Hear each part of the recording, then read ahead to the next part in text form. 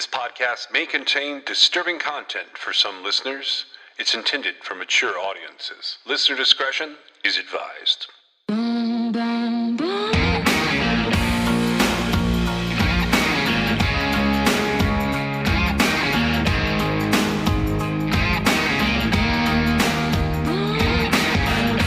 This is True Crime XS. Unrelated.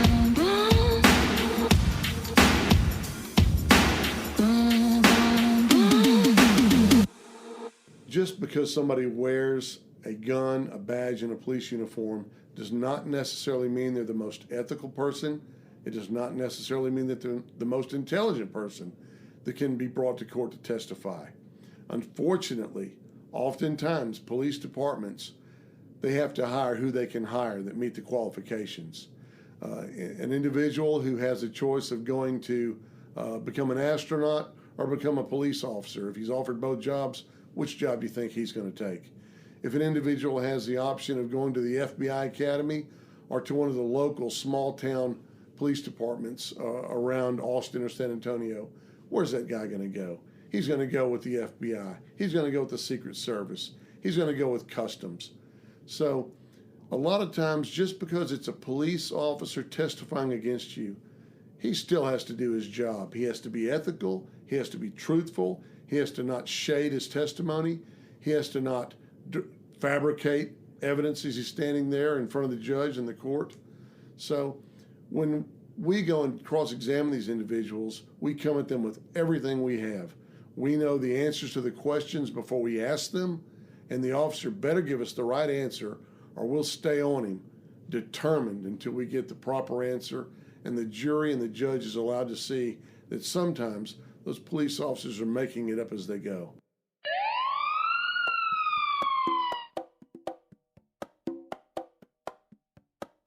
So this is this week's Unrelated. This is not our main feed for True Crime Excess, but we are this starts with the case of Barney Dale Harris and a shootout in North Carolina, but it's sort of expanded into a look at organized crime and all of the things that come with it. And the interesting thing about organized crime that takes place in the U.S. is there are a lot of rules that have been turned into laws over the years to protect victims of various organizations racketeering, I guess we would say. Right. And when you say organized crime, I think of the mob.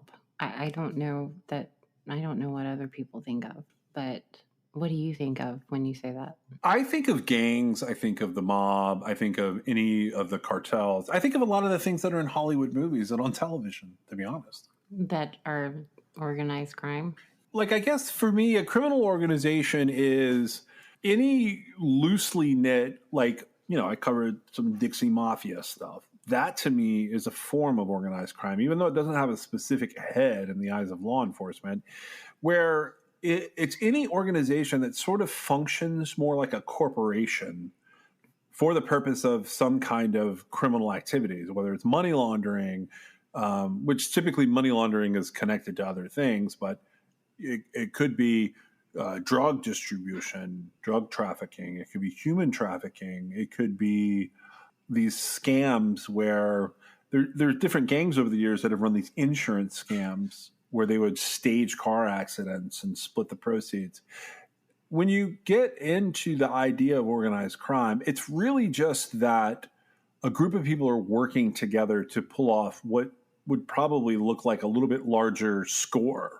Right. And what's the bottom line on like every single thing? Money, making money. Yeah. That money is where organized crime. It's the only reason they operate. Right. There's nothing else beneficial. If they couldn't score a payday, it would not exist. Correct. Where we start today in terms of organized crime is not necessarily on this little route that we've been covering from essentially North Carolina. We've been covering a route that's sort of North Carolina over to Arkansas. And today, that's not really where we're going to kick off. We have a really interesting case that has just sort of started to wrap up in terms of sentencing that is actually out of Texas, which, in some ways, Texas, Oklahoma, they're all kind of related when it comes to organized crime, and being like one's more of an entry point for what we've been looking at, if you want to call things from South and Central America products that are brought through, or be it people or be it drugs. This guy, his name is James Morris Balagia, and he was a police officer who became a defense attorney. He was a big deal in the Texas legal scene. Now, another form of what could look like organized crime can sometimes be these, I call them rackets, but that's not an accurate description.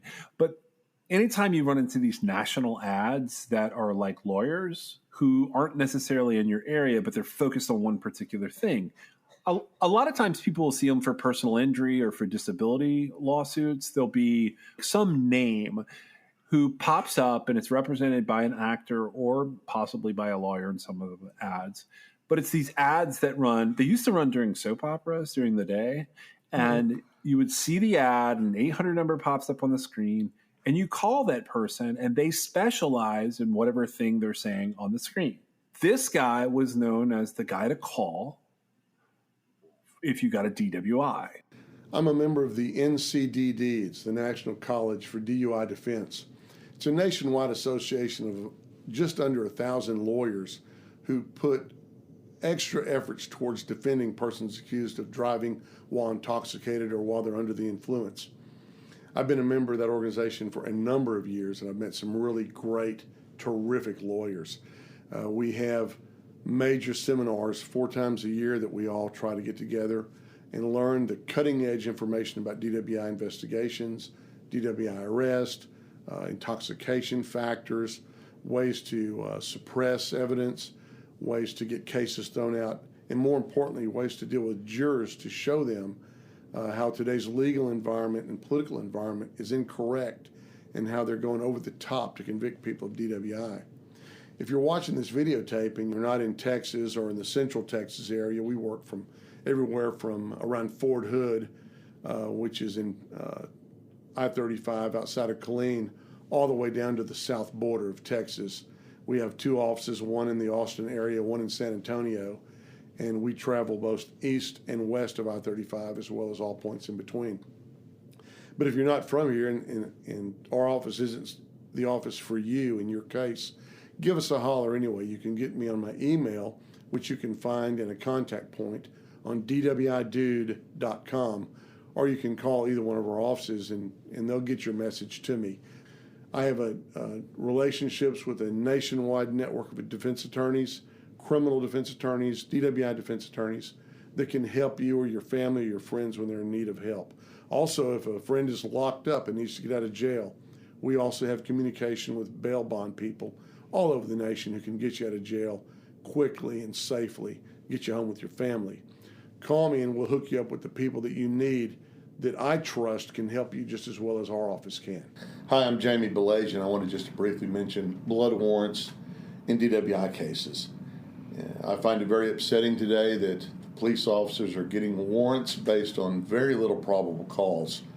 And what that is telling us is that there's a nationwide, and especially in Texas, push towards getting evidence to use against you in a case, regardless of whether or not you want to waive your constitutional rights. Never give up just because they got your blood. There are a lot of ways that we can attack it. There are ways we can attack the warrant itself. There are ways that we can attack the manner that the blood was taken. We can get into the actual facts of how the blood was handled and how the laboratory did its work on your blood. There are a lot of errors being made in Texas today, and there are a lot of labs in Texas and in the nation that are being closed down for some really pathetic forensic work. Don't give up. If you want some help with your DWI blood warrant case, put our number in your cell phone now. It's 210-394-3833. And go to dwidude.com. You can find some great information there. We're here to help you, and we'll answer any questions we can by email or telephone. Thank you. So they literally would have ads with his face with the slogan "Busted?" ? Call this dude or call the dude. So he was known as the DWI dude because he specialized in defending clients who had been charged with driving while intoxicated, and he also specialized in drug possession charges. Well, this last week, he was sentenced to more than 15 years in prison. I just found that so ironic. I don't know. Well, I want to go back for a second. So, okay, when you see a DUI dude who specializes in criminal defense for people who have gotten cited for DUIs, what do you imagine, like in your head? Like, what do you like? How do you see that guy's business working, or like how his day goes? Or wait, say it again. Say the question again, so I understand.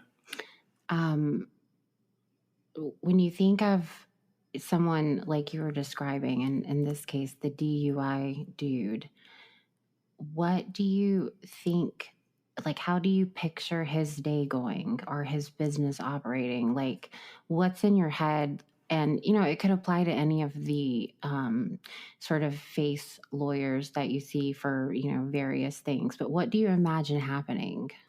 Oh, like if you're like him or his organization? Yeah. Like, so I pictured okay, first of all, I can't not picture Matthew McConaughey playing this guy. They look nothing alike, but that's not the point. I just picture some guy with a Southern drawl in the commercial. And then when you actually call the number that pops up on or go to the website or whatever you do, I picture somebody answering the phone and you end up going to this dingy little crappy lawyer's office where you wait for an unhappy secretary to tell you that you can go see someone who is not that guy, who is an associate of the firm or a junior partner or possibly a law student working illegally. And that person then sort of looks at you with a little bit of swarminess, kind of like they're going to sell you a used car that has no engine, but you don't know that because they won't let you test drive the car, but they're promising you all these things about it. That's the type of law that I picture when I imagine what this guy was doing as far as the DUI dude goes. It's either Matthew McConaughey or it's from, oh God, I'm going to forget the name of the movie now. Jeff, the dude, what is the name of that movie? It's the Coen brothers. It's really good. I know this movie. I've seen it dozens of times. I can't believe you're expecting me to come up with that. No. The Big Lebowski. Thank you. Okay. The Big Lebowski. I kind of picture everything in this guy's life is probably a scene from The Big Lebowski. Okay, that's funny. What do you picture? Well, I was gonna say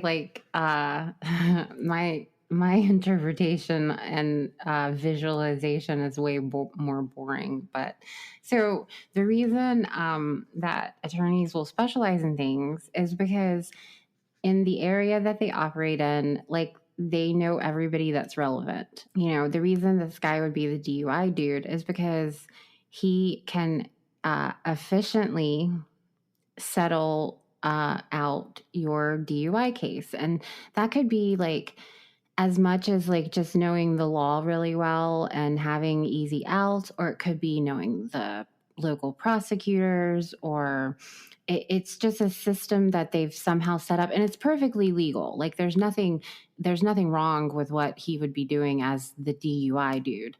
It's almost like if you were to throw him in a different area with a different type of law, he would have absolutely no idea what to do because he specializes in this one thing, and day in and day out, that's what he does. And he probably does have associates and paralegals that do a lot of the work for him. But the bottom line would be that he has found a way to charge someone to help them with their predicament. And he's done it in a way that he knows, none of these cases are ever going to go to trial because he has a way to work with the DA, or he knows the law really well and he can go talk to a judge and get it reduced, or, so he's got a setup basically. Right. And so anytime you're having, any sort of legal issue, it's really what you want. You want somebody who knows what they're doing in that particular area of law. And you want somebody who has ins with, the DA, the prosecution, and you want somebody that can handle it and they sort of know what's going on. But I have always found that really fascinating because it seems like a lawyer is a lawyer is a lawyer, except that's not really the case. Like lawyers practice law, which means there's nobody better to know what would be legal versus illegal than an attorney. And if you're working it as, your occupation, which most attorneys are, you want to have a system in place where you're making money. In the case where you're doing DUIs, he had to have had a pretty good system down because you don't make a whole lot of money just doing the run-of-the-mill DUI. If you don't have something where you can take 50 cases and in an hour get them all taken care of or whatever, because that is an efficient system where he would actually be making money. I find it really interesting because I didn't know really what to make of this story of it coming out about him getting sentenced. So I don't want to go all the way there yet. I understand where you're headed again. And this is fascinating. If this guy had been busted for DUI, I would have laughed. That would have been the end of it. And what you're saying is absolutely correct. You want a lawyer who has been networking and they're hooked up with the local programming. And here's what I mean by that. When cases are adjudicated in a local district court, there's a thing that happens no matter what. That's like, no matter who you are, if you're not paying for like a lot of delays and a lot of legal work, you're going to go through like a pretty standard uniform process where you have to get a substance abuse evaluation, and then you have to go to some classes, and then you have to wait through 4 continuances. And on the 4th continuance, you can either go to trial or they offer you this deal. It happens I'm using DUIs right now because that's a very frequent thing. Basically, they continue you out until your whatever suspension of your license is over. They wrap it up in a pretty little plea deal. And if it's your very first offense, more than likely, it is going to be like a deferred prosecution. But it'll be set up in a way that when you come in the next time, it will be more serious if you get another DUI. The idea behind courts are sort of racketeering. They are constantly trying to fill their coffers, and they begin with a good purpose. And you don't want a lot of people driving around drunk on the road. So DUIs is one of those things where you see lots of warnings. You'll see billboards telling you what the penalties are. DUIs cost people a lot of money in terms of insurance, legal fees, and the programs that you pay for. When you've got a DUI, you're paying a lot. Like a DUI costs someone thousands and thousands of dollars. And this guy figured out a way to make his little portion of it. But that's not what he's being sentenced for.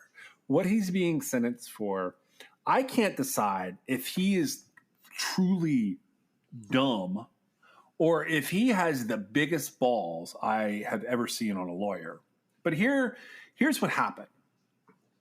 And here's what he's being sentenced for.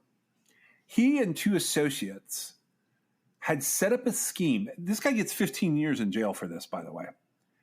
He set up a scheme to pocket money from Colombian cocaine traffickers that he had told them would go to bribe government officials in the U.S.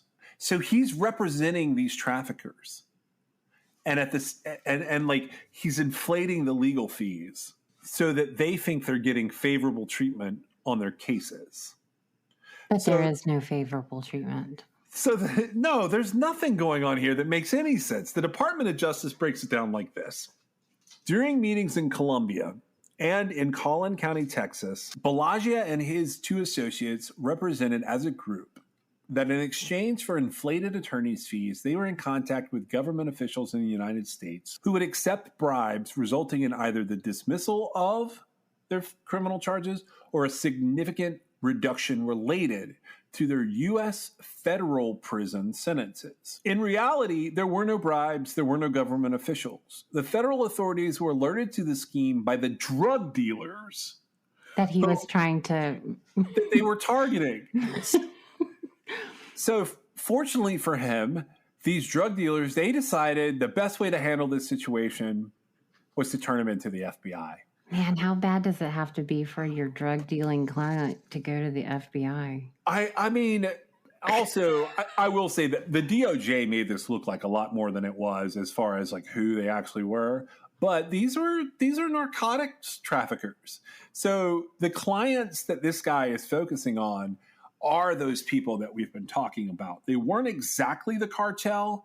They were the transporters for the cartel. So this guy decides that the best thing he can do to up his game for his retirement fund, because I think he's in his 60s.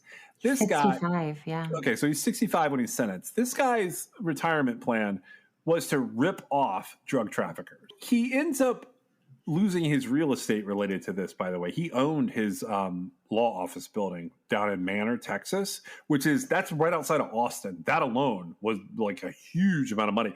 But where they really get him here is that he's targeting these specially designated narcotics traffickers who the Office of Foreign Assets Control, which is a financial intelligence and enforcement agency within the U.S. Treasury Department, these individuals have been tagged by the OFAC. The OFAC says that they are some of the biggest drug traffickers in the world. The acting U.S. attorney says we live in a country with the greatest system of justice in the world, and that system cannot function when officers of the court are corrupt. This is Nicholas Ganjai. He's the acting U.S. attorney in the Eastern District of Texas. How they get this guy, they charge him under this really weird... Back in 2016, they charged him under this really weird act called the Kingpin Act. And this is totally not what they were intending to do here. But the Foreign Narcotics Kingpin Designation Act, or the Kingpin Act, this was something that was signed into law just before September 11th. It was actually part of the Intelligence Authorization Act for the fiscal year of 2000. This is an international narcotics trafficking bill that just made its way through the House and the Senate, sort of sailed through because it looks like it's going to protect everybody. The purpose of the act was to identify foreign narcotics traffickers and to deny them, like anybody who reached a certain level of business, to deny them and their operatives access to the U.S. financial system so that they could not use banks for their trade and transactions. They did not want U.S. companies or individuals exposed to these traffickers. The Kingpin Act also authorizes the president to take certain actions when he determines that a foreign person plays a significant role in international narcotics trafficking. Congress modeled the Kingpin Act on the effective sanctions programs that the Department of the Treasury's OFAC administers against the Colombian drug cartels. That has been in place under what is known as the IEEPA. That's the International Emergency Economic Powers Act since 1995. The whole purpose of that act was to make it so the U.S. government and all the agencies of the U.S. government could pursue any criminal organization, in this instance mostly involved in narcotics, where they could freeze their assets and they could prosecute Americans who were helping them handle their money. On October 7th, 2015, the Continental Bank in Honduras this is the first time the act was really used against a bank outside of the United States. They issued a finding of violation to a company, BBVA Compass. The finding of the violation of Compass Bank was they had violated the foreign narcotics kingpins. What they did was, due to a technical error with certain software, they had unknowingly maintained accounts on behalf of two individuals that were on the list, this SDN list, Special Designation Narcotics Traffickers list, or Blocked Persons list. Basically, these people were on a bank list. You know, you've heard about the no-fly list or a watch list. This is a different kind of like money watch list. The OFAC found that technically Compass was in violation, but no transactions had occurred from those accounts during the time that the individuals were on that list. That was the first example of a bank outside of the U.S. really being involved in all of this. And what we have here, Mr. Bellagio. This lawyer ends up getting indicted by a federal grand jury in 2016. In 2019, they found him guilty of conspiracy to commit money laundering, obstruction of justice, which is essentially lying to the agents involved or messing with the evidence involved, conspiracy to commit wire fraud, and conspiracy to obstruct justice. But the big thing was they found him in violation of the Kingpin Act. So in 2018, two other people who prosecutors say were helping Mr. Bellagio with his scheme or participating, they pled guilty and they were sentenced to prison. At Mr. Bellagio's trial, a special agent with the FBI testified that he had a recording of a meeting between Mr. Bellagio and his associates from inside a Colombian prison. The guy here is named Segunda Biota Segura. He was facing extradition to Texas. Bellagio and Segura have a conversation about bribing Colombian and American officials to reduce the charges against Segura. Special Agent Jason Rennie says that it was clear that there was an agreement for $2 million to be paid for this to happen between the participants in this meeting. According to the recording, approximately $1.5 million had already been paid to Mr. Bellagio. Segura seemed adamant on the recording that he wanted to know where the money had gone. The special agent testified that he wanted to know who his money had gone towards and what had been paid for and who had been paid. Federal prosecutors said that no bribes had ever been paid and that Mr. Bellagio and his associates had been participating in a scheme that was only designed to line their own pockets. Some of the money was deposited at bank counters across the United States by different anonymous individuals, with daily deposits totaling just under that $10,000 reporting threshold.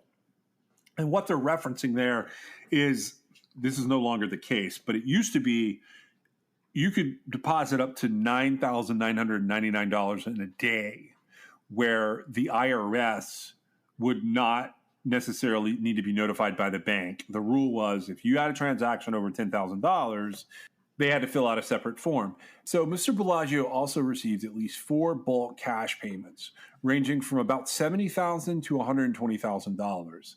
So he comes in, he's got a long white ponytail and a beard. He looks like a dude. He definitely looks like a guy that you would call the dude. So the DWI dude, oh, by the way, he shows up for his hearings, and his vehicle literally has the slogan on the side. It says, "Busted, ? Call the dude." So he's got there's a lot going on with this guy. So before opening his legal practice in 1992, according to the Dallas Morning News, he was a police officer for 12 years. And his experience as a police officer fueled his drive for defending these clients. He used to say in one of his videos, which I've started pulling as many as I can get before they take them all down, "I can tell you that as a former police officer, I witnessed numerous times officers making up testimony as they went. I know how to pull out their bag of tricks and shake it out, empty, in front of a jury." This whole thing is bonkers. I want to hear your thoughts on all of this. First of all, I do want to say this, though.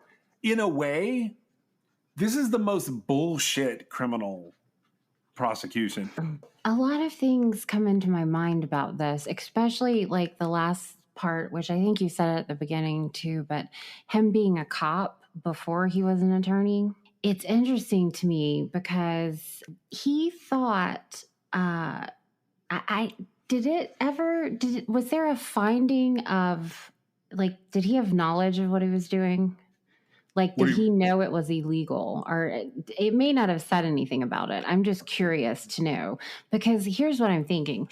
So you've got this cop turned defense attorney who got it in his head and semi-successfully did this, talking about pretending to bribe officials to get money from people. Okay. It tells me, or it makes me wonder, what did this guy see that made him think that this was okay? In his in his profession as both a police officer and then an attorney. So the way they broke it down was, and you ask, did he know what he was doing? The way that they received the money and split the money up and deposited the money was pretty much proof that they knew they were circumventing something. Whether or not I can agree with that. Yeah, whether or not they knew it was the Kingpin Act, I couldn't speak to that, because honestly, it didn't look like he spent a lot of time in federal court. So, well, yeah, no, I don't think DUIs get to federal court. Typically, they are just normal run-of-the-mill court dates. I think that, well, there's a few things. I would like to know, it does sound like they had pretty substantial proof of his conversation in the Colombian jail. Are our resources being best used? No, they're not. To bring cases like this, and he's going to jail for more than 15 years. It's right at 15 years. And then he's got to pay like $1.5 million back, and he was required to forfeit his building, which I assume is probably worth at least $500,000 because it was a couple mil. Okay. Well, so to me, now when I first read the Kingpin Act, and that's the reason I included it, I had trouble understanding, even having read the law and its purpose and how it was being enforced. I still don't really get how he could have been guilty of that. Well, it's the last part of that act is people in the U.S. who seem to be assisting people on this list. That's where they got him. As an operative, right? So because the traffickers were on the SDN list, they were on the special designated list. They charged him with that in case the jury found that it was just money laundering. Okay, and there was no bribe scam. Right, I understand that. But the thing I'm getting at, I guess, is the argument cancels itself out because absolutely he was literally stealing money from them. And so that would be the exact opposite of helping them use money in the United States financial system. Correct. So I was just confused. Now there are other charges that he was found guilty on all of them. It looks like, but obstruction and wire fraud and all that kind of stuff. So, and I hate to even bring this up, but it sort of is. It's about as important to me as the whole Varsity Blues scam. I can't believe that there aren't other things that need to be looked into. Yeah, I think Varsity Blues was even more harmless. But realistically, do you think this guy's going to last long in federal prison? You think they'll put him in protective custody? They all have to. He was a cop and an attorney, of course. Yeah, but in this instance, in my mind, that cartel is currently, or that trafficking organization is currently looking for someone who is in the same place that this guy is going to end up in. Why though? Because they're going to kill him. But they're the ones that turned him in. I know that they turned him in. I get that, but we don't know how that turn in occurred. That could have been trading information. Well, it was. But they're saying they have recordings of him in the Colombian prison. And that had to have been set up ahead of time in order for them to record him having this conversation with Segura. Well, and see, I would argue, and I understand he is at a foreign prison, but they're using it here in the United States in a case against him. I would argue that was protected under attorney-client privilege. Oh, wow. Now that's a rabbit hole I don't even know how to go down. I don't actually know how to figure out what. It's just a whole lot to it. And here's my point. Okay. He did not plead out. He was found guilty by a jury. Okay, that's the stance on that. And he's just now been sentenced. So he has been found guilty by a jury. Okay, and that is how our system, there'll be appeals or whatever. But ultimately, like, we could never ask for more than, to actually have a trial before a jury and them decide. However, I don't know the ins and outs of what happened. Law is a practice. And I feel like what I just said would be a pretty substantial argument to whatever was going on. Now, in the event that, it was the client who gave up the privilege, I don't really know exactly how that would play out. But I do know that it would be, this is what I think to myself. So you've got a situation, and an attorney, a defense attorney practicing law in Texas, is trying to get extra money to, quote, bribe, end quote, officials to get, a reduction in, the punishment for the crime for these Colombian drug traffickers. And the Colombia drug traffickers go to the FBI and tell them that that's what he's doing. And our FBI goes after him. Right. So attorney-client privilege doesn't work the other way. It's protecting the client. In this case, that would be Segura, that guy is being extradited to Texas to face charges that are based on our federal government wanting him. It would still be an argument. I totally agree with you. Like, if you're just looking for something that you could throw at the wall. I get why it's attorney. I get it, right?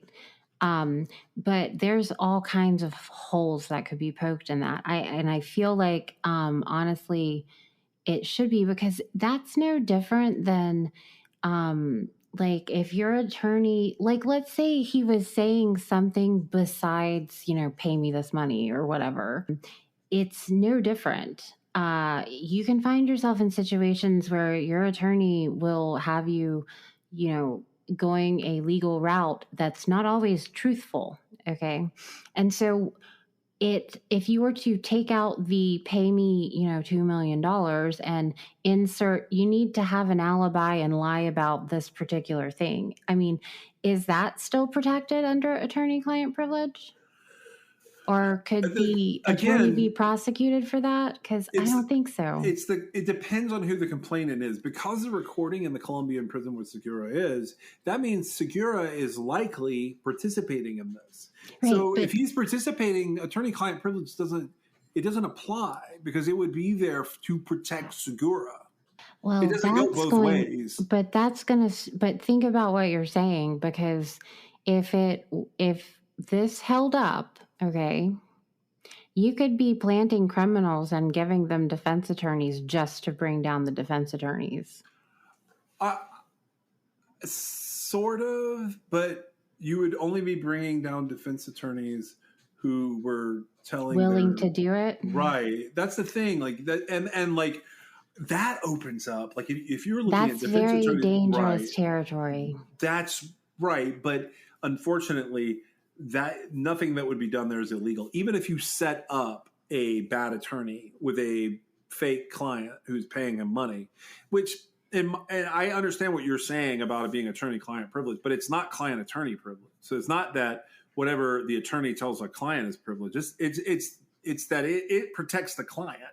I understand that, but there's still an argument to be made for that. Well, there is. I personally, if I had found myself in Bellagio's shoes, and I had a client that was being extradited, and there had been this ongoing scheme to pocket money, and I knew that like there was no real bribes happening, I think the argument that I would have made is I would have wanted to stay on. First of all, there's no way you're going to find me talking to this guy in a Colombian prison promising him bribes are going on.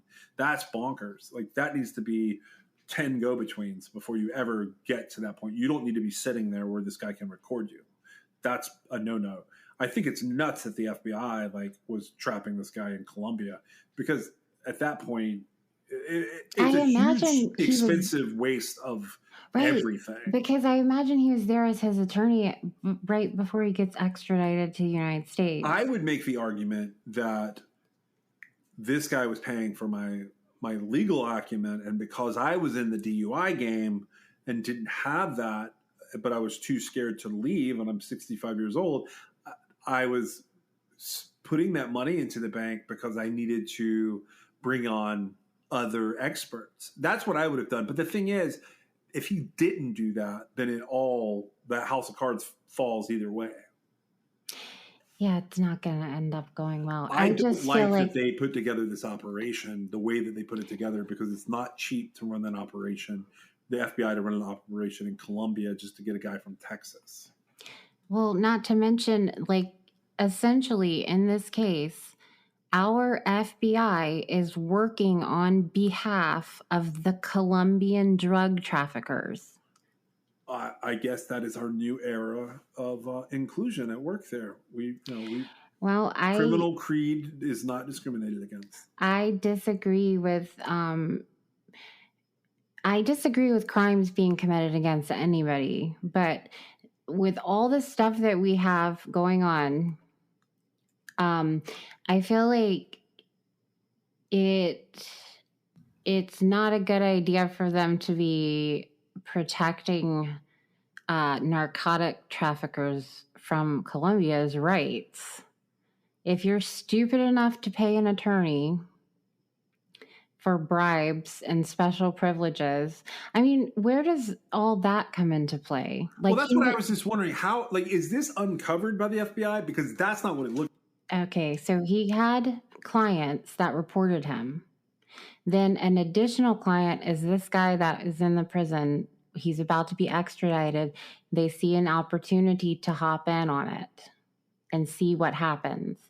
And so, having been successful previously, he says, whatever he said, to basically extort money out of him with a promise that, it'll be handled better if he pays more. So crazy. It's just a good old-fashioned ripoff. I mean, that's exactly what it is. My problem is when you've got the law was put into place. And so you said it was like it was attached to a bill like from 1995 and it ended up in place in 2000. And if you recall, like at that point in time, it was a little before the ultra terrorism era, which came with 9/11. The war on drugs was still raging, right? And so I see like what was happening there as far as what they wanted to do. I just don't think this was it. I don't think they ever intended on giving Colombian narcotics traffickers, a way to go after their attorneys. Now, the attorney shouldn't have done what he did. He should just raise his rate. I'm not sure why, that didn't come, because literally he could just raise his rate. So I don't know, like, what was he thinking? He could just charge more. And, there's a lot of arguments to be had there as far as that goes. But I mean, ultimately, this whole thing is stupid. Well, it is stupid, but I think our next item here in this unrelated episode, I think it might enlighten some of what's going on here. One of the interesting things about the federal government is, as we have talked about previously, they like to create crime. One of their favorite ways of enforcing the rules is to trick someone into breaking the rules so that they can then arrest them. Federal judges since 2019 have started to ask questions about some of these programs where, if you look at them on paper and you look at the results of them, the government seems to be running sort of ongoing catch a predator schemes, which we've mentioned that show here before.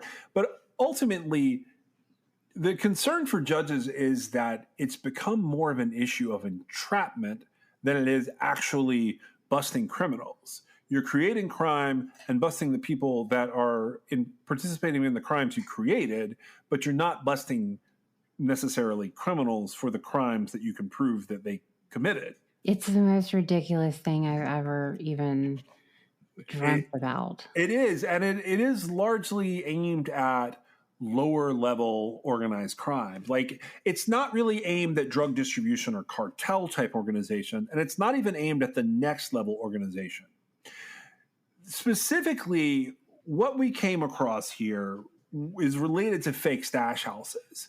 And a federal judge, she decided that she had questions.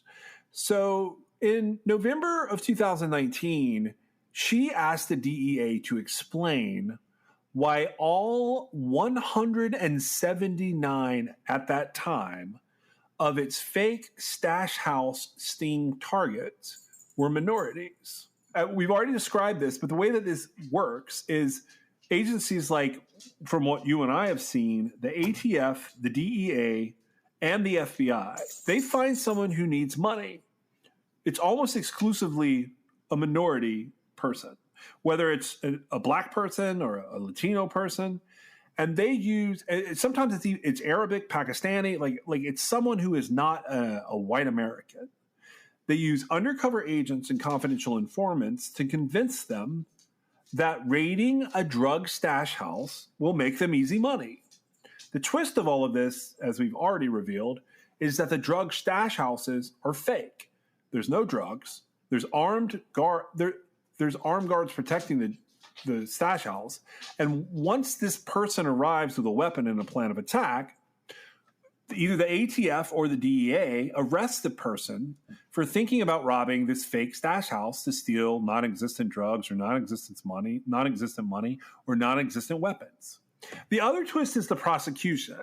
Since the drugs never existed, the ATF is free to claim the targeted stash was large enough to trigger mandatory minimum sentences. So if they told a guy that there were 5 kilos at this house, it doesn't matter that there's 0 drugs at this house. The 5 kilo thinking is what triggers these mandatory minimum sentences.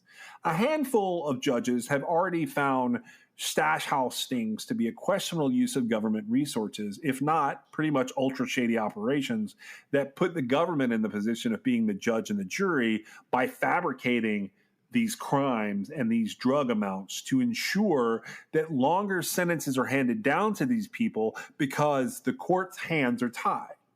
Here's what Federal Judge Ruben Castillo had to say about stash house stings. It is undisputed that between 2006 and 2013, the defendants charged in his district in the ATF false stash house cases were 78.7% Black. They were 9.6% Hispanic and only 11.7% white. During the same period of time, the district's adult population was approximately 18% Black, 11% Hispanic, and 63% white. These numbers generate a great disrespect for law enforcement's efforts. Disrespect for the law cannot be tolerated during difficult times. It is time for false stash house cases to end and be relegated to the dark corridors of our past. To put it simply, our criminal justice system should not tolerate false stash house cases. And at this time, this was 2018, he was talking about it. So Castillo noted that the government never engaged in this type of borderline entrapment during the darkest days of Prohibition. Even during the lowest points of the great violence caused by the alcohol wars of Prohibition, the ATP did not seek to use false alcohol warehouse or speakeasy tactics against any ethnic organized crime groups to promote public safety. Federal Judge Jane Stranch takes it even further in her words written for the Sixth Circuit Court of Appeals. The unseemly nature of the government's activity is emphasized by its failure to achieve its declared goals of jailing dangerous criminals and making our streets safer. Evidence showing that these hurry-up setups achieved the stated goals was not proffered. And the facts here demonstrate why. No known dangerous individuals or criminal enterprises were researched, targeted, and no pre-existing drug rings or conspiracies were broken up. In fact, this sting simply trapped, in this instance, flowers a gainfully employed young man with no criminal record. Unfortunately, the court found no way to reverse the sentence handed down. The barriers to a successful lawsuit against a federal government agency are almost insurmountable, and the ATF knows this. So, it has no reason to stop performing the laziest form of enforcement it can engage in. Oh my God, there's more opinions in here that I can give, but what do you think about all that? Well, I agree 1,000,000%. The reference to the Prohibition era is interesting, and I feel like it kind of supports what I was saying before when we were talking about the fake terrorism plots. That after 9/11, there was so many people who are specially trained in terrorism that our law enforcement economy couldn't support the need for that many, and so they were making stuff up to stay employed. And it's sort of the same thing here now. I see where it's funny. The Hispanic number is very low. So they're basically saying that they're getting black guys to do this. That's what the complaint is. Sort of, but the point is, if it's 18% Hispanic, 18% black, 11% Hispanic in an area, there is no way, so if an area is basically 65% white, or 63, I think is the number there. Right, but you couldn't randomly do that unless you were trying. Right, you're aiming at Hispanics and blacks. That's what they're saying. You have to look at, so the number looks low, but you have to realize that it's 78% black guys or girls are the targets. So that's a lot. Like, I understand that the Hispanic rate is high too, but I mean, it's not compared to the rate that they are recruiting or setting up or whatever you want to say. And I imagine it's young black men. Oh, absolutely. That is exactly what is going on. Yes. And I feel like the deterrence from more Hispanics is probably because we have such a great understanding of the cartel that, they don't want to involve the wrong people.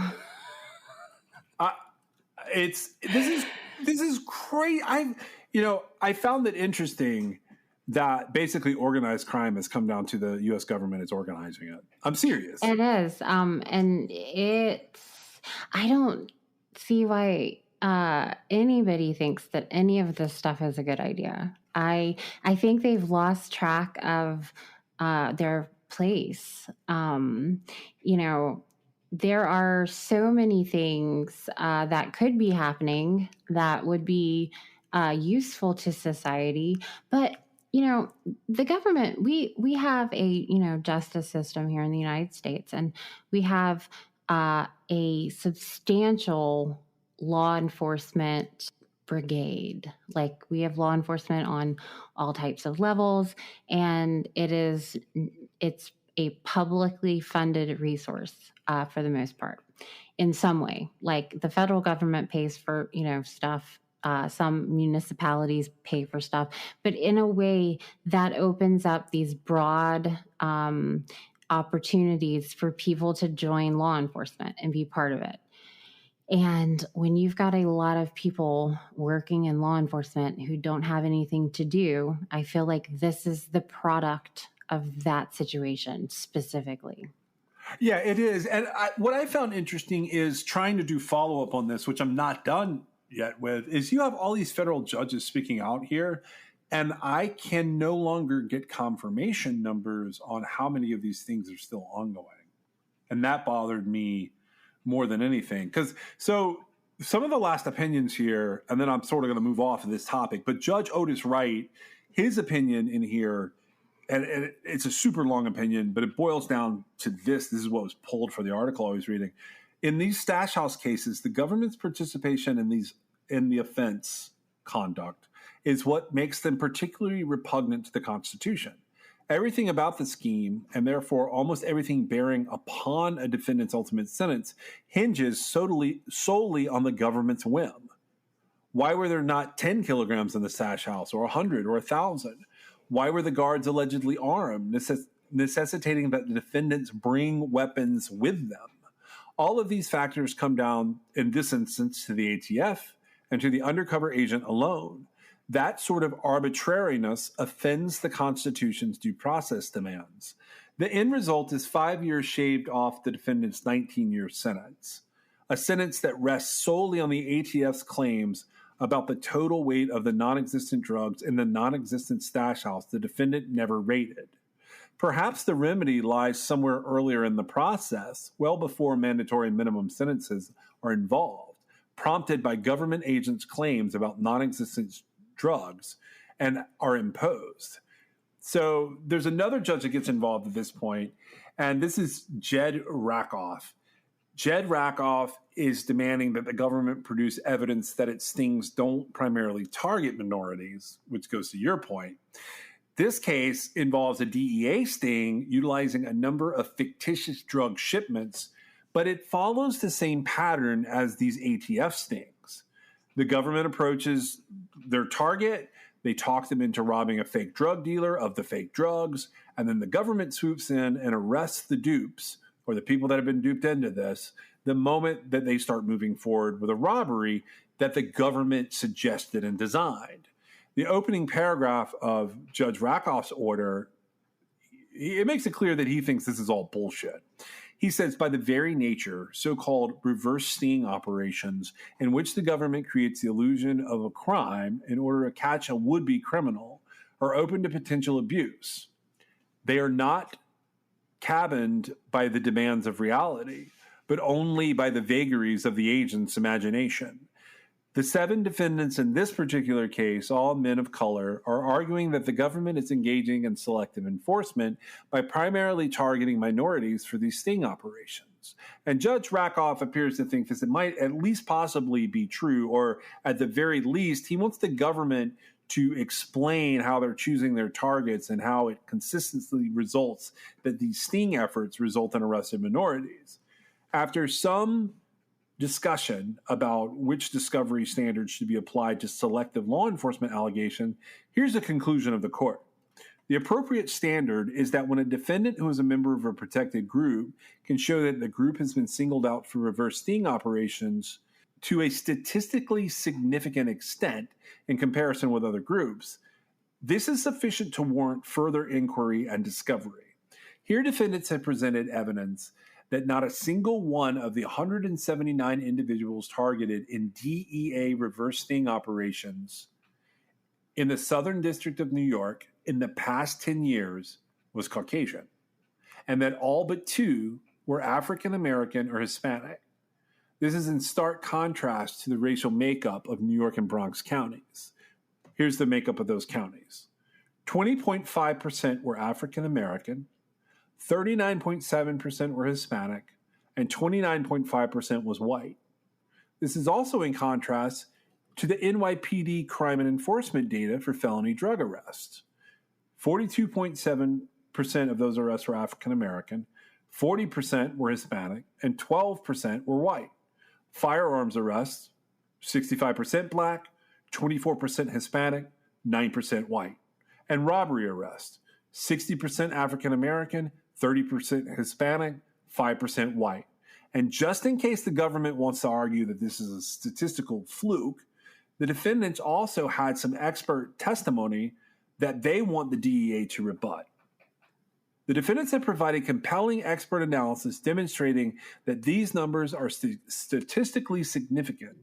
According to a rigorous analysis conducted by Dr. Crystal Yang, a Harvard Law and Economics professor, it is highly unlikely to the point of statistical significance that the racially disparate impact of the DEA's reverse sting operations could be random. Here's how Yang explains the unlikeliness of 177 out of 179 targets being randomly black or Latino.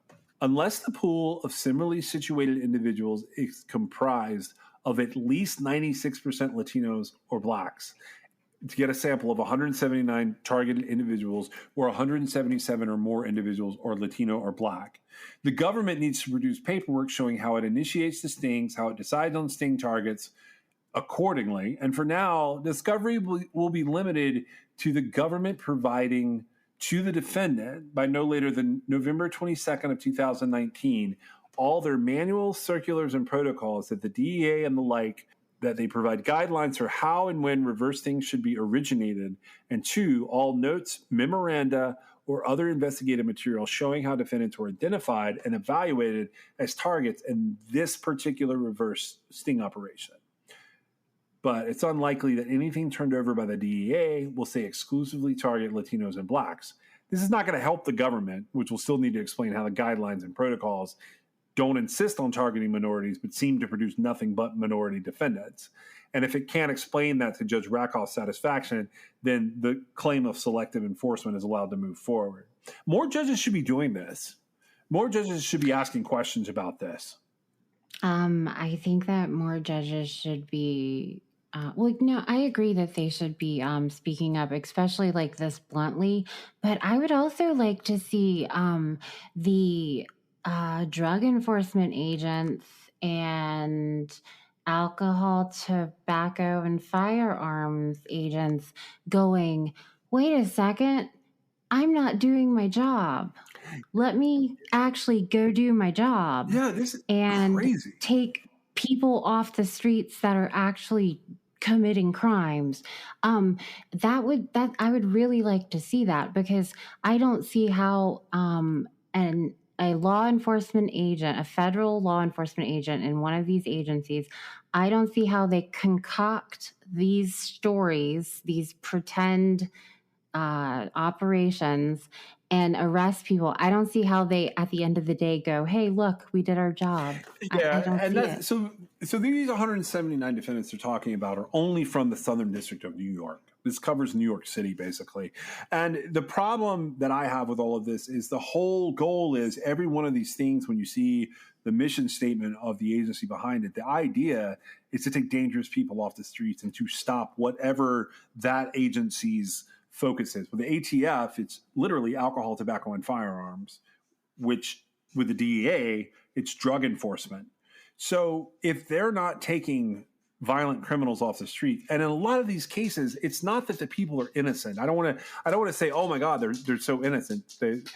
But some of them were. Some of these people had never been engaged in criminal activity ever. There's, parallel lines that you follow, but I would argue that in this case, they really are innocent. I mean, they may have had, morally conflicting actions in the past, but I just can't go along with somebody getting talked into doing something by the federal government and then saying that they're guilty of it. It's really hard for me to go along with that. Yeah, the same thing with me. And the bottom line is those missions to take dangerous people off the streets that are doing whatever this agency is designed to do, they're not being met when all you're doing is putting college kids and people who have fallen on hard times that need money to do these things. And that's not the case in every instance. But if you take one of those people that would never have committed a crime without the instigating of the federal government, then you should shut down these sting operations across the board because they're completely fake. I think they should be shut down anyway. I disagree very strongly. And at the end of the day, I don't feel like they've accomplished, because the person actually doesn't commit a crime. They sort of agree to pretend to commit a pretend crime with pretend people that involves pretend drugs. Yeah. And there is nothing actually occurring. Yeah. And that was the thing that bothered me the most about all of this is they don't bring the gun until somebody says the other people are going to be armed or to protect yourself. Right, and if they didn't say, these people will be armed, they wouldn't bring the weapon. It's literally a production. They're putting on a production, and it needs to stop. And because you have to keep in mind, while this is all well and good, the people that are doing these things aren't doing their actual jobs. Yeah. And so this has never been a part of what they should be doing, in my opinion. It should never be about dangling a carrot in front of somebody just to be like, I gotcha. that's not law enforcement's role in our society. Absolutely. It's never been. And if they need something else to do, we're going to close out with what we can recommend them to do, because we're looking at cases involving organized crime and sex trafficking in Arkansas. That's where I'm looking at to try.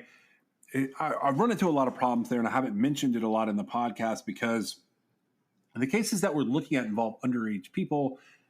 The way that you get FOIA for that is very complicated, and you get a lot of redacted information back. In some cases, people who are still juveniles, they don't release the information at all. But just in case they need some stings to run, I'm hoping that these are real stings. I don't know that for sure. But there were 13 people arrested during an Arkansas Homeland Security sting in January. This is January of 2020, so it was last year, right before the pandemic hit. Where they were looking into a sex trafficking operation. Supposedly, U.S. Immigration and Customs Enforcement, Homeland Security investigations, Little Rock and Jonesboro special agents arrested 13 people, and they were able to rescue 3 victims following an underage sex trafficking operation. That's not exactly in the area that we're looking, but it's nearby. And this was, they put a press release out about this. But what I've noticed is a lot of these people, they were previously assigned to things like terrorism. And it's fascinating to me that they're now working on sex trafficking operations. And at first it feels like maybe they were sort of going with what you were saying, with finding a new way to utilize people who are specialized in areas that maybe weren't as needed. But they list like 80 agencies in here for this particular operation. And they throw this mission statement on the end. Basically, they're saying at the end that it's an ongoing investigation. And in order to protect the identities of the victims, they proactively make sure that, like, even those arrested, their identities are not released. And the people who are rescued, their identities are not released. But here's what I found was interesting. It says, every day, Homeland Security investigations special agents around the globe work to uncover, dismantle, and disrupt human trafficking. HSI employs a victim-centered approach where equal value is placed on the identification and stabilization of the victims, as well as the investigation and prosecution of the traffickers. Recognizing human trafficking indicators is the first step in identifying victims and can help save a human life. And then they go on to give all their information. You can Google it, and they'll, if you want to report something, you can do that. I'm not putting it on here. But wait till that gets to be fake. Well, what I was going to say is I respect the thought process of privacy there, but I don't necessarily trust that. Well, that's why I put all this together in context for this episode. Do you remember when, like, there were, like, it was a misspoken headline, I believe maybe in Georgia. It was like 35 kids found in a trailer or something like that. And it wasn't true at all. Like, it wasn't even meant to be true. It was like over the course of this investigative effort, like 35 children had been returned to their homes, like I think maybe a 4-year period or something like that. But the way that the headline read, it looked like there had been like 35 kids shoved into like a little trailer and U.S. Marshals ran in and pulled them out. Right. And I read it and I thought, well, that didn't happen. And it's funny that like that was my instinct, because it literally said that that's what happened. But I just don't see anything like that happening. But I was looking at it, and sure enough, like within probably, I bet it wasn't even a day, there was a retraction and a correction. Didn't make it into the social media meme, the retraction and correction. Yeah, well, I guess what I'm getting at is if there were 13 arrests made, and they don't say... arrested 13 people and rescued 3 victims. Okay. That's what it says. 13. So they made 13 arrests and they saved 3 victims. And I have all kinds of things that could look like, the way it would go down. But I honestly, from the little tiny bit of human trafficking research I've done, because they talk about human trafficking and how much of a problem it is. And I think a lot of times human trafficking is happening and people don't even realize it. And so, some people who are being human trafficked go home every night and there are children that their parents don't realize what's happening to them. And so it can look really different than what we sort of think in our minds as far as like people getting put into the back of ice cream trucks and things like that and getting smuggled across the border or whatever. It can look very different. Absolutely, I totally agree with you. And so I think everybody should keep an eye out. And I think people should ask questions. Well, absolutely. And it really does, as far as underage human trafficking, for the most part, parents, you are responsible for your kids. Like, you need to make sure they're aware of, what it means to, not end up being human trafficked. Right. And human trafficking, I'm hoping this can become a focus that I can get past some of these. I don't want to say I want to get past the safeguards, but I do want to make sure that some of what I'm doing is not barking up the wrong tree. But I just want to throw a couple of like weird things I found along the way. Because what we just talked about was the DEA and the ATF faking stash houses. Okay. The ATF, the United States Alcohol, how do I say it? The Bureau of Alcohol, Tobacco, Firearms, and Explosives, or the ATF branch of the Department of Justice in the United States. They have 5,400 employees presently, and they have an operating budget of $1.274 billion. So that's 5,400 employees, operating budget of $1.25 billion. Okay. They ran fake stash house things. Then we have the DEA, which has 10,250 employees and an operating budget of $3.13 billion. So the ATF is about half the size of the DEA. The DEA has 10,000 plus employees, and they operate just over $3 billion. So it's literally double the ATF, if that makes sense. Here's a number that I found in the course of all this that scared me. The United States Department of Homeland Security has over 240,000 employees as of 2018, and they have an operating budget of $52 billion. That scares me for a number of reasons, but the biggest one is that department was only incorporated in November of 2002, a year after September 11th.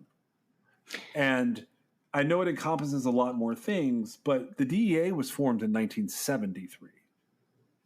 And the Bureau of Alcohol and Tobacco was formed in 1972.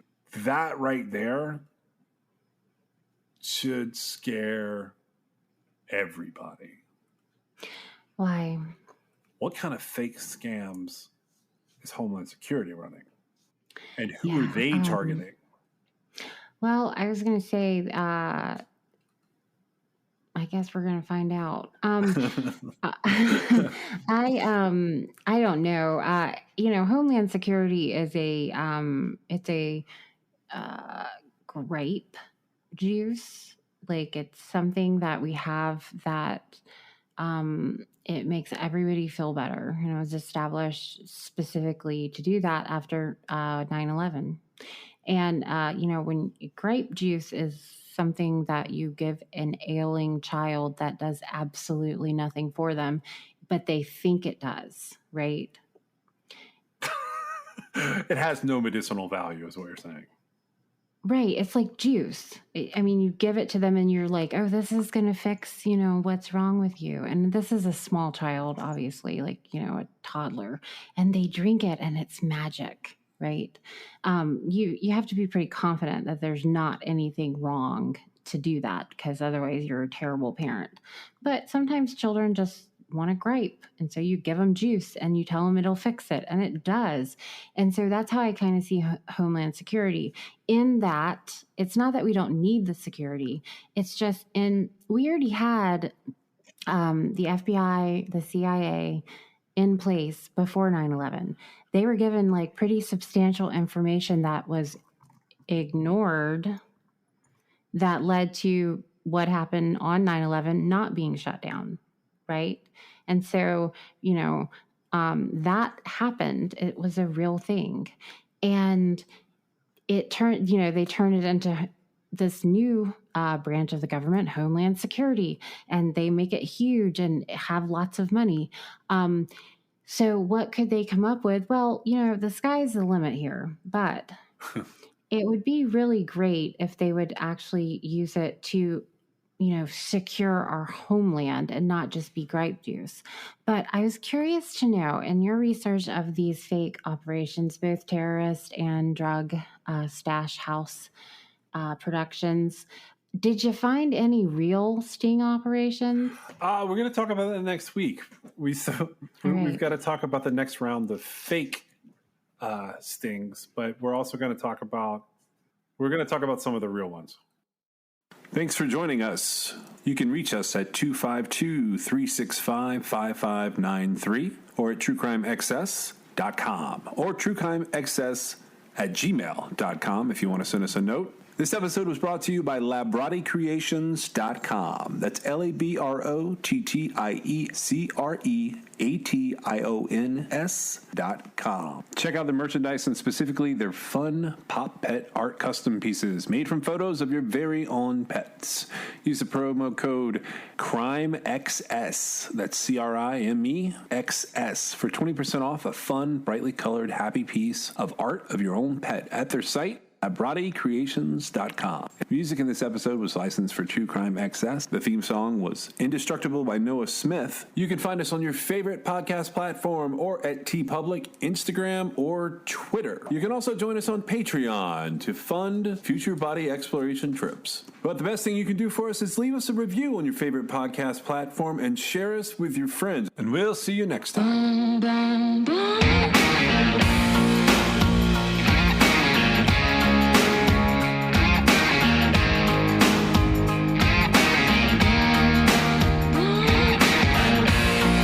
This is True Crime XS.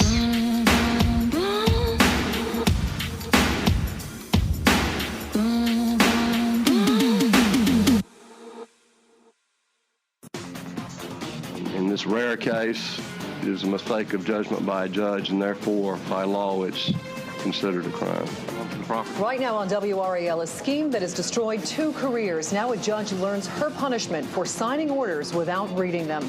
A once well-respected lawyer is now serving time in prison for his role in this scandal. Hello, I'm Jackie Hyland. And I'm Gerald Owens. Also implicated in this, former Judge Kristen Ruth. She's already pleaded guilty to a misdemeanor but won't face any jail time. Amanda Lamb is in our newsroom with the punishment handed down today. Amanda? Gerald and Jackie, in many ways, Judge Kristen Ruth was looked at as the fall guy in this situation. She admitted to signing court documents without reading them. Ultimately, this changed the outcomes in dozens of DWI cases. But her lack of criminal intent and her cooperation in the investigation won her leniency in the courtroom today. Ruth did not act with any criminal intent. Former Judge Kristen Ruth was back in a Wake County courtroom Monday. Like a character at the center of a Greek tragedy, she was both praised for her work on the bench and chastised for what Judge Donald Stevens called a crime of omission, not reading orders in DWI cases that she signed for her longtime friend, attorney James Crouch. She trusted James Crouch, and she had no reason not to trust him. That trust ultimately proved to be her downfall. Crouch is now serving at least a year in prison for his crimes, but Ruth got a reprieve. Stevens withheld judgment in the case as long as she does not run again for judicial office. Which means she will not have a criminal record. That is obviously very important to her, not only from her career standpoint, but from her reputation and the way she feels about herself. And I wrote down some things that you did that I think are important. Stevens based his decision partly on the facts that she had no criminal intent and cooperated immediately and fully with the investigation. You apologized publicly again and again and again for your mistakes. You demonstrated great remorse. I think the judge today took a unique situation and fashioned a unique result, and I think justice was served. Ruth was also reprimanded by the North Carolina State Bar, but she will keep her license to practice law. She's a very honorable person, and she was a great judge, and it's unfortunate that all this happened, but we're very happy with the outcome today, and we're glad it's over. Crouch's paralegal, Elizabeth Daniel, was also charged in the case. The district attorney told us today that she is in a first-time offenders program. If she successfully completes 75 hours of community service in 6 months, her record will be cleared. Gerald. All right, Amanda, thank you. Girl, to get a lot of dough, anything is possible. Turn me up in the headphone. Yeah. Trying to get a lot of dough and dirt through all the obstacles, cause anything is possible. Yeah. Oh man, I got a lot of goals. Stack that bread and vomit nose. Anything is possible. Yeah. Trying to get a lot of dough and dirt through all the obstacles, cause anything is possible. Hey. Oh man, I got a lot of goals. Stack that bread and vomit nose. Anything is possible. Hey. I grind to get a lot of dough and dirt through all the obstacles, cause anything is possible. Yeah. Oh man, I got a lot of goals. Stack that bread and vomit nose. Anything is possible. Yeah, all I know is get paper. All I do is shit major. Bought a condo on the top floor, and the building's a skyscraper. Feeling like I'm Kobe, LeBron for the Lakers. Feeling like I'm Idris, Paul Walker, Taker. New Rollie, no diamonds in it. New Porsche, all dimes in it. I'm infatuated with fine women. Corona extra with the lime in it. Just to chase the Henny. Used to be a penny pincher. Now I'm in plenty business. Grind hard, nigga, on guard. Grind hard, nigga, on guard. Yeah. We grind to get a lot of dough and dirt through all the obstacles, cause anything is possible. Oh man, I got a lot of goals. Stack that bread and vomit nose. Anything is possible. Hey.